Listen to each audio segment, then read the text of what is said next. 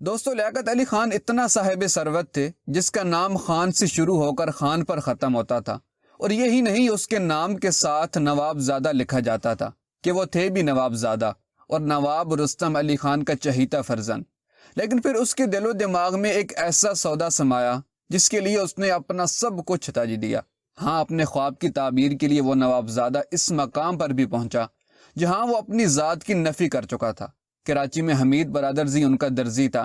وہ اس بات کے گواہ ہیں کہ انہوں نے قیام پاکستان کے 4.5 برس میں مشکل سے 3 یا 4 سوٹ سلوائے تھے۔ وہ اپنے پرانے سوٹ ہی درست کرواتے رہتے تھے۔ 1939 کے بعد ان کی جسمانی ساخت بدل گئی تھی اور پہلے کے کپڑے تنگ ہو گئے تھے، لیکن وہ ان تنگ کپڑوں کو بھی ادھیڑ کر بڑے کراتے اور پہنتے رہے۔ گھر پر وہ نہایت سادہ کپڑے پہنے رہتے تھے۔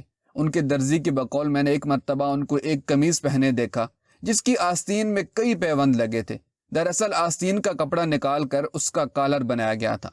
یوسف ہارون کے مطابق جب وہ سندھ کے وزیر اعلیٰ بنے تو اس نواب زادے نے انہیں جو ہدایت نامہ دیا وہ کسی صوفی باصفا کی نصیحت معلوم ہوتا اور آج بھی قابل غور ہے۔ تمہیں اپنے زمانہ اقتدار میں بہت سے ایسے لوگوں سے سابقہ پڑے گا جو تم سے ناجائز فائدہ اٹھانے کی کوشش کریں گے۔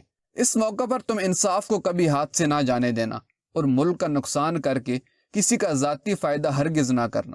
ہاں، اگر انصاف کا خون کیے بغیر تم کسی کا فائدہ کر سکتے ہو تو مذائقہ نہیں، لیکن اپنے ضمیر اور خدا کے روبرو سچے رہنا۔ تمہیں اختیارات ملے ہیں تو خوف خدا کو ہمیشہ اپنا راہبر بنانا اور قانون کی راہ میں روڑے مت اٹکانا۔